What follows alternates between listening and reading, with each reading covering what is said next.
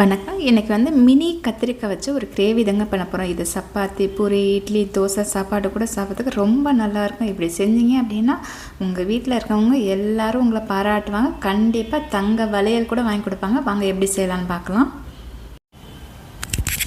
இப்போ ஒரு மண் பாத்திரம் எடுத்துருக்கேன். மண் பாத்திரம் எப்போவுமே சூடாகிறதுக்கு முன்னாடி ஆயில் சேர்த்துடணும். ஆயில் கொஞ்சமாக சேர்த்துங்க, நல்லெண்ணெய் சேர்த்துக்குங்க. ஆயில் நல்லா சூடாகட்டும். ஆயில் நல்லா சூடாகும். 1 ஸ்பூன் அளவுக்கு கடுகு சேர்த்துக்குங்க. இதில் நிறைய கடுகு சேர்க்கும்போது அங்கங்கே தட்டுப்படும்போது டேஸ்ட்டு நல்லாயிருக்கும். கூடவே கொஞ்சம் உளுந்து.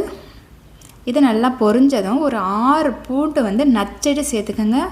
அரைக்க வேணாம், மிக்சியில் போட்டு சும்மா நச்சடி சேர்த்துக்குங்க. நல்ல வாசமாக இருக்கும்.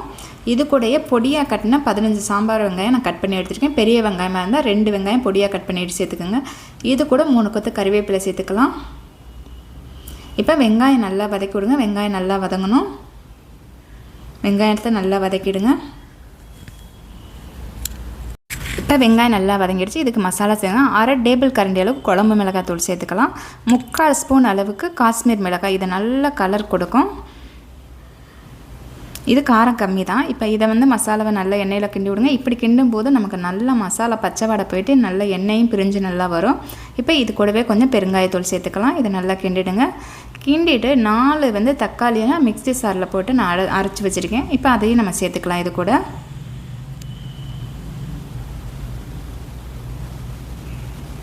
இப்போ இது வந்து பச்சை வாடை பிறந்துட்டு நல்லா கிண்டணும்.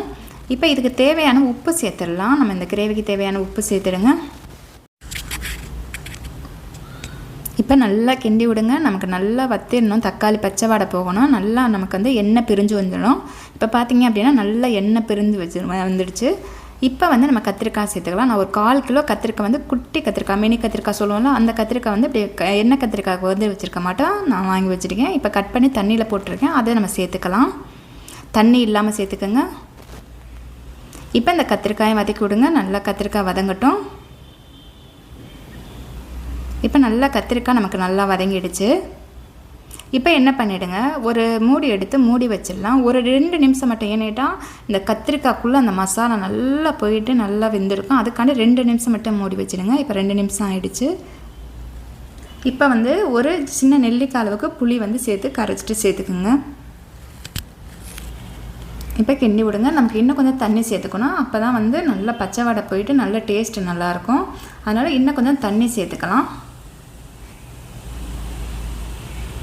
இப்போ கிண்டி விடுங்க. கிண்டிட்டு நல்லா கொதி வரட்டும். ஸ்டவ்வை ஹையில் வச்சுக்கோங்க. இப்போ நல்லா கொதி வர ஆரம்பிச்சிருச்சு.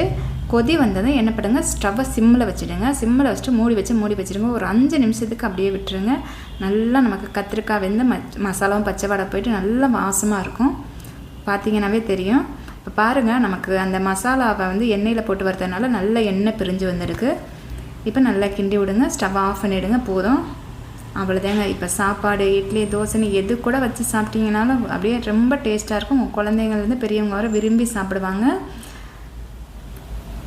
இந்த வீடியோ பிடிச்சிருந்தது அப்படின்னா என்னோடய சேனலை சப்ஸ்கிரைப் பண்ணுங்கள், லைக் பண்ணுங்கள், கமெண்ட் பண்ணுங்கள். நன்றி. அடுத்த வீடியோவில் பார்க்கலாம்.